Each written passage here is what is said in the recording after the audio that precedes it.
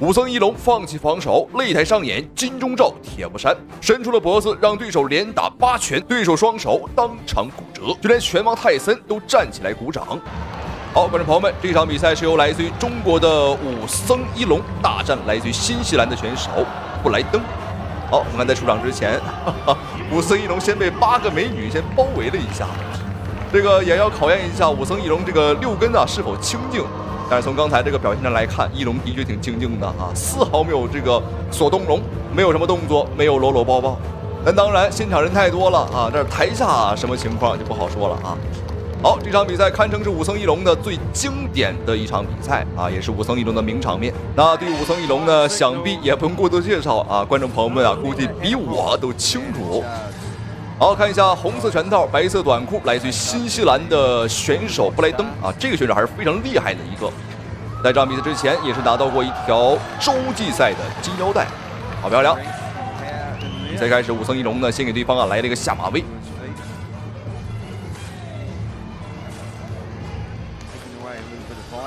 对于武僧一龙的评价呢是名声在外啊，有好有坏。这个到底强不强啊？他到底厉不厉害？这个每人看法不一样。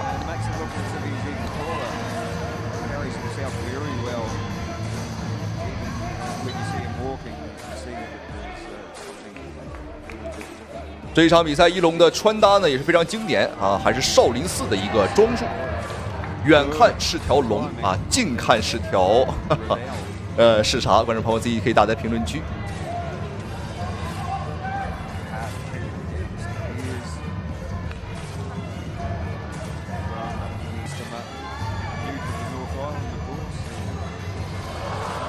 哎，注意看，武僧一龙已经开始了，放弃防守，摊开双手，抻起脖子，金钟罩铁布衫。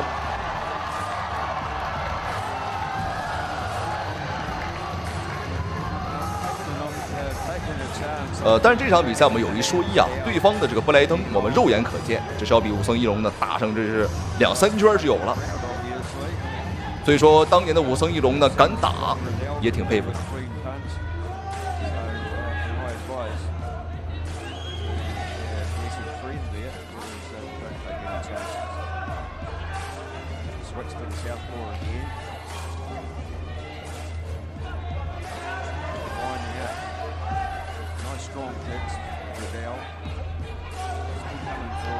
哦，注意看，又一次啊，一龙的放弃防守。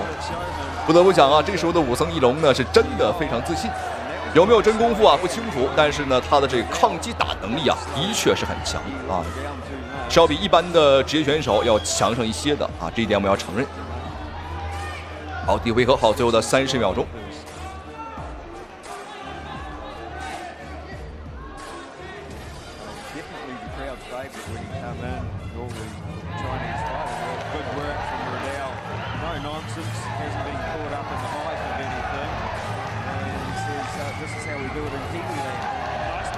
这个布莱登啊也是有些懵，也没见过这种阵仗，没见过你这种，你看抻着脖子随便打，这种选手在国际的擂台当中呢，这我估计啊，对方也是头一次见，现场的这帮老外估计也是头一次见。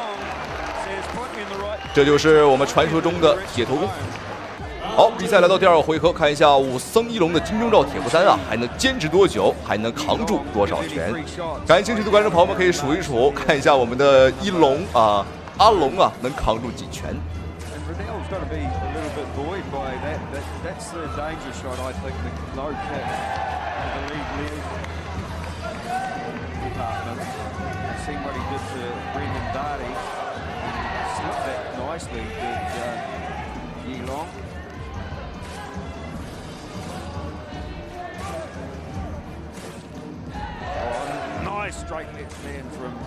哦，对方的拳法打到一龙的头上，哦，真是毫无感觉呀！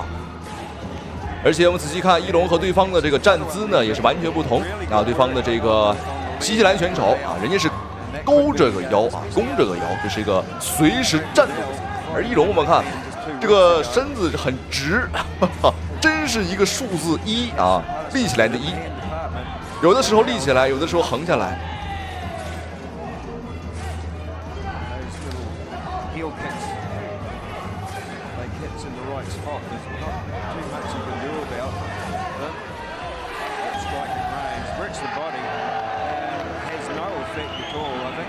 好，第二回合已经过去了一半的时间。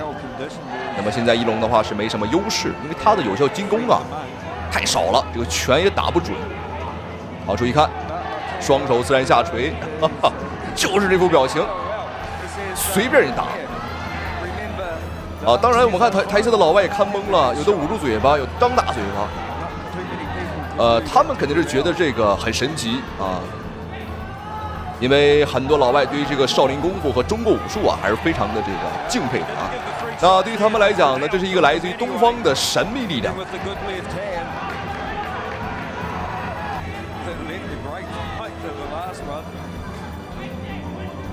好，我们注意看对方的这个进攻速度也慢了下来，明显是打累了。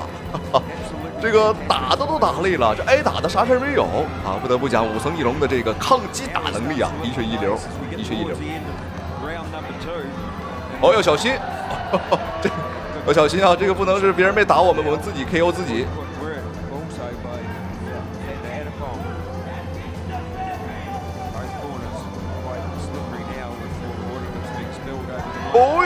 我们看，后空翻，哎呦，一龙这招很厉害了，没有给到读秒啊，因为他是换了一种方式啊，直接站了起来，这不算击倒。哦，太强了，太强了！看来武僧义龙的这个招啊，活还是不少的。好，接下来看一下双方第三回合的表现，第三回合的对局。也许武僧义龙今天呢未必能战胜对手，但是今天啊，他展现出来的这个气势啊，应该是把台下的这帮老外以及对手呢给唬住了。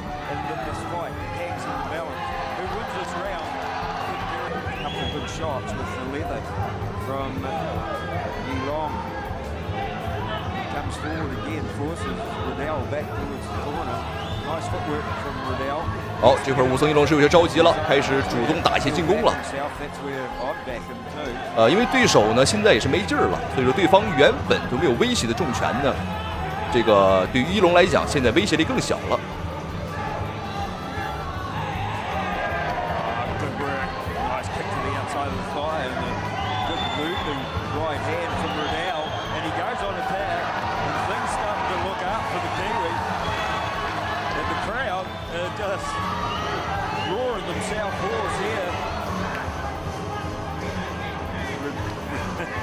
Riddell would have loved to let one go to the head there with the knee.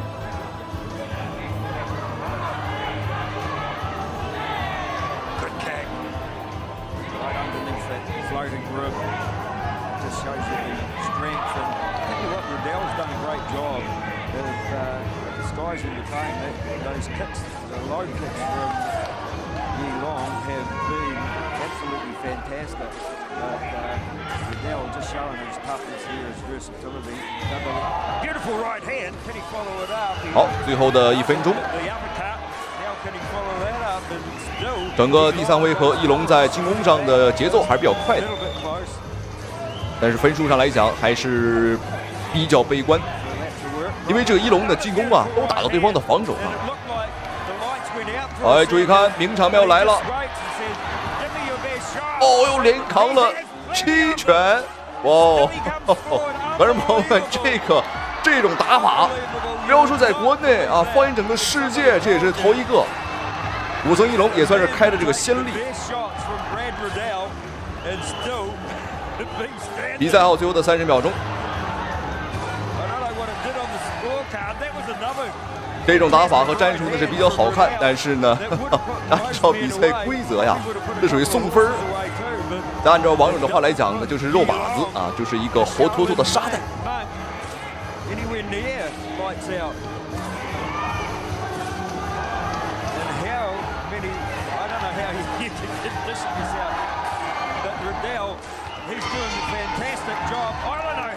好，比赛终于结束啊！相对来讲，这个比赛观赏性呢还是挺高的啊，就是把中国武术这个少林功夫的这个感觉啊，的确打出来了。好，没办法，那比赛规则的话，这个分数太低了，一龙输掉了比赛，但是这个比赛还是比较精彩的啊。好，咱们下期视频再见。我邱月亮提高，非常的漂亮。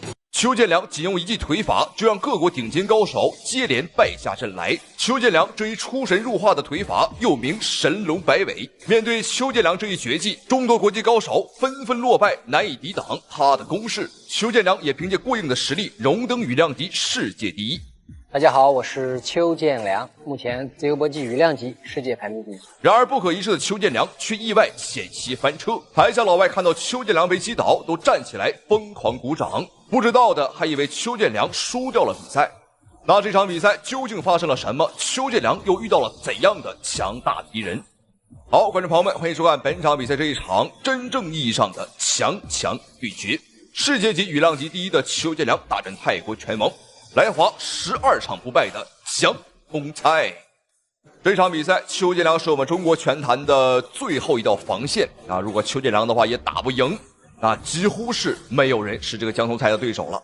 好，我们注意看，比赛已经开始，左边的红方选手白色拳套坦克邱建良，而这个蓝方选手黑色拳套便是姜东菜。向阳加大了横向移动，对他横向的向这个姜东菜的弱侧移动，这拳好像应该是对，后手攻拳，第二拳了。这个小踢好奇怪，有点还有制动啊，漂亮的追击低扫，这个叫做不是时间差，叫做空间差，位移差。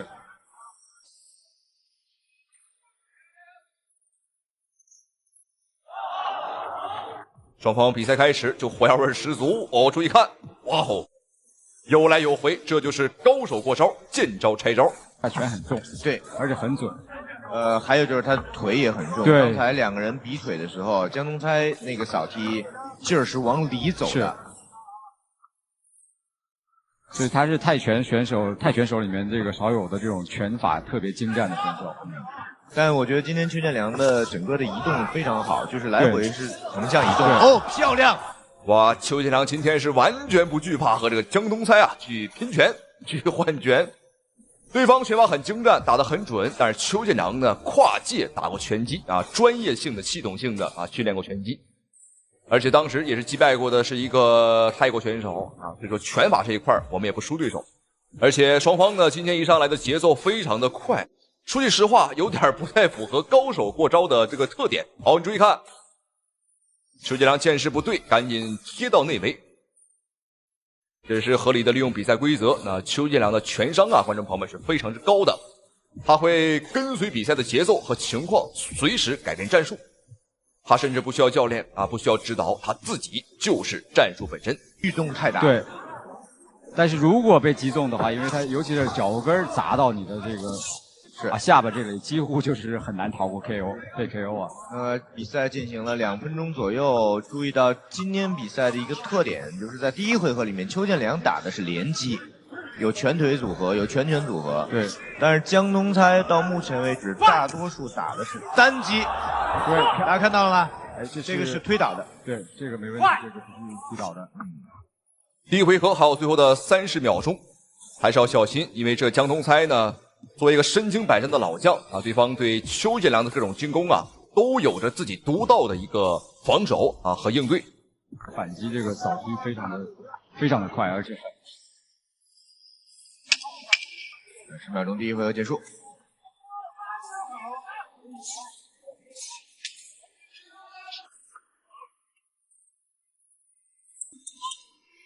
好，第一回合结束。好，双方继续开打，比赛来到第2个回合。那么在第一回合，邱建良邱建良开门红啊，当头一棒，姜头菜你还狂不狂了？这一下击倒也是鼓舞了不少的士气，因为姜头菜在此之前的12场对战中国选手的比赛当中呢，一次都没有被击倒过，那么这是头一次。这个应该算是有效踢倒的。对，这个是扫倒的。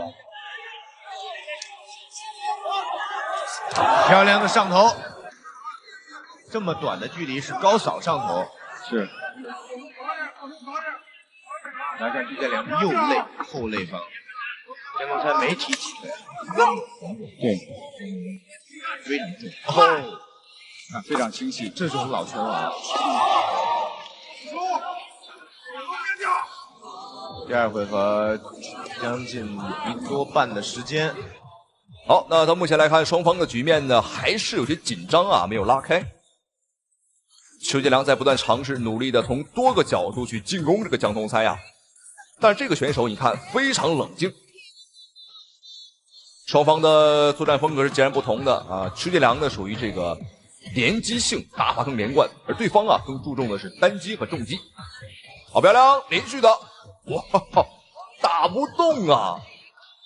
哇，这个江东猜真是够硬，但邱建良也不敢多打，因为对方的重拳也很重。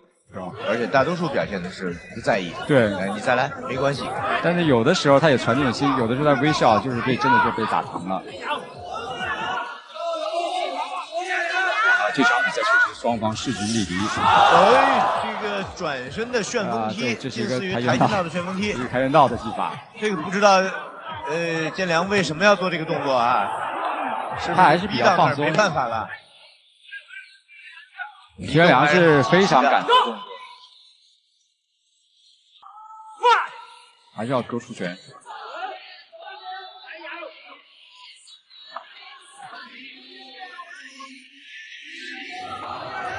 双方在年龄上仅差了1岁，对方是27岁，而邱建良是26岁。作战经验上来说呢，几乎是不相上下啊，差不多。好，注意看，双方又是稳住了局面。哦，哎呦，这几拳都没有打着，邱建良要打准啊，不好打空拳。这个江头猜刚刚还在笑话我们。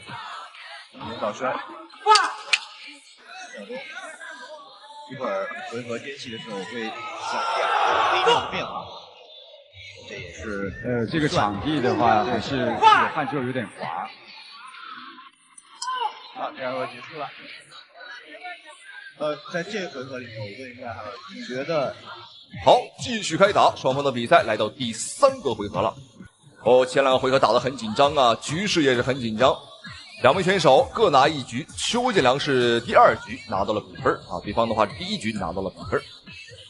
那么最后1局了，就看这最重要的1局谁能够拿下这1分。但当然了，那也有可能啊会出现 KO 的场面，因为目前来看，邱建良为了分配体能呢，他最拿手的神龙摆尾和杀招啊还没有拿出来用。那么不知道他会发力成什么样子。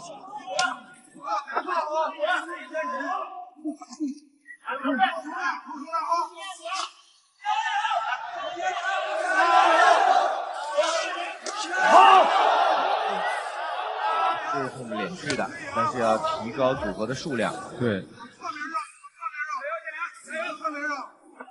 这个级别的选手，我觉得至少要把攻击点打在第3拳以后，前2拳基本上可以确定赢。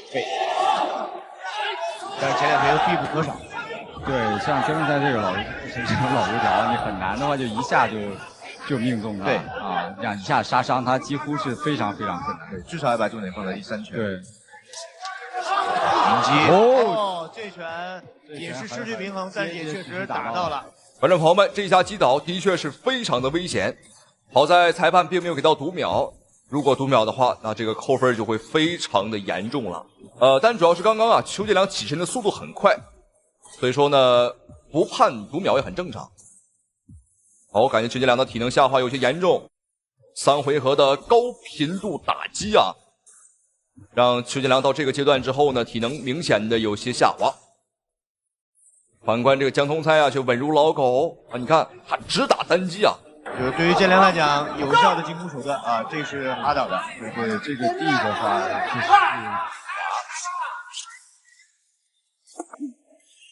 好，手到位，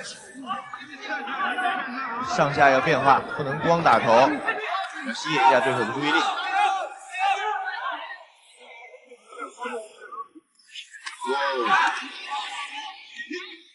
哎，这个腿法就是我说的独门绝技哈。是。不知道。这个摇闪啊，非常的精彩。好，3回合的比赛终于结束，但是观众朋友们，这个比分呢，应该是差不多。因为在3个回合当中呢，2人各有击倒，各有命中，所以说比分应该是比较接近啊，就看裁判怎么去判罚了。哎呦，突发情况，平局啊！观众朋友们，加赛一场，那么接下来这最后第4场，那真是非常考验双方的体能和耐力了。因为在第3回合中场阶段，我们就发现邱建良的体能上呢有一点小问题，下滑是比较明显的。看第4回合，哦，但是看邱建良状态还不错，哎，还不错。哦哟，反观是江东才有些乏力了，什么情况？这就是被激怒的邱建良啊！真是100%状态活力全开的邱建良。哦，什么情况？被读秒了，被降毒了。哦，好像是有点晕。应该又是一个前手的这个平勾，可能是。而且他在那。观众朋友们，这个强度非常的关键。这一下的话，第4回合邱建良在比分上已经是遥遥领先了。那这样一来，邱建良接下来只需要稳住局势，不被 KO， 不被击倒，那么这个比赛就是胜券在握了。哦，但是看邱建良现在的表现，他好像不安于去打分了，想要 KO 对手，哎呦，但是要打准啊，要注意拳头的落点。邱建良趴在了地上，缓解一下体能，很聪明啊，不着急起来。加热汗水之后会非常的滑。对，而且选手啊，这个身上啊大汗淋漓，无论是挥拳还是被击中。往能走，江东山还有一击毙命的能力，对，虽然已经被打晕了，还是要找弱点，一定要像他们这种几百战的高手，转过来的时候是挺短的，没有几秒。对，我觉得他还是没有完全恢复。对，但是邱建良其实体能下降也非常的快，所以非常的大。这场比赛，观众朋友们只能说非常的奇怪啊！最后一个回合加时赛要比前3个回合打的都要精彩。到这个时候，双方都放开了，都属于殊死一搏、背水一战。邱建良也输不起，也绝不能输。这个江中才从被这个打晃悠啊，到恢复到现在，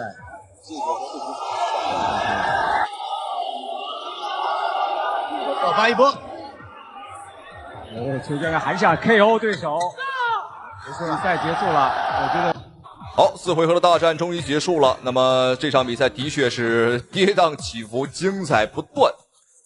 那么邱建良在第4回合有一次明显的读秒和击倒，所以说比分我觉得应该是没问题了。Winner in the red corner， 比赛结果红方胜。他是中国有史以来最年轻的世界拳王，一场比赛连轰1562拳的记录，至今无人能破。没有任何一个拳手有如此恐怖的出拳量，如此猛将就是来自于中国江西的天才拳王徐灿。15岁，我辍学做拳手。23岁，14场比赛0 KO， 别人说我拳太轻，没可能拿拳王。24岁，终于等到去休斯敦挑战世界金腰带，美国媒体说我会输得很惨。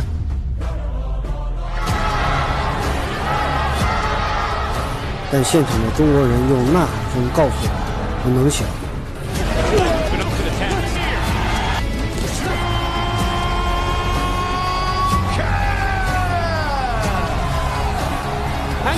I can. 这条金腰带承载了血和汗。That power come from? It's from China. I am Chinese. For the country. 好，观众朋友们，这场比赛徐灿的对手正是眼前的日本天才少年久保隼，的确挺损的。好，剩下战绩13胜1负，而且其中包括9场 KO。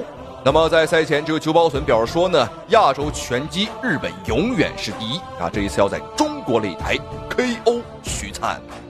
好，看来这个家伙可谓是信心满满，但不好意思，打日本选手之前，观众朋友们必须先奏起国歌。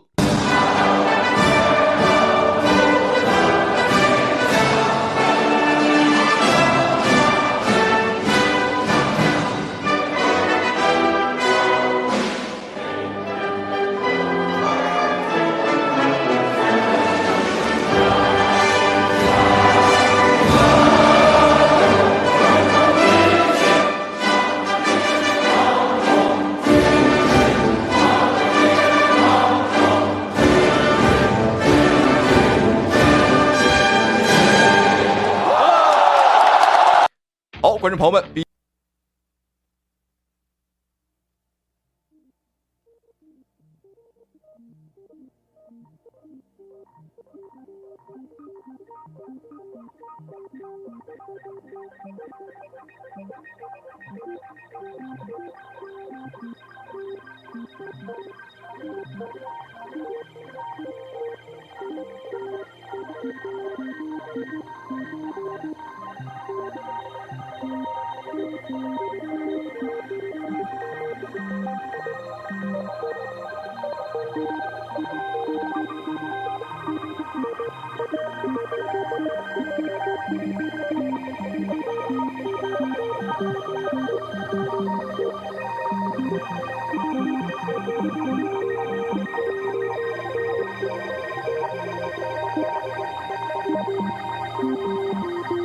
Thank you.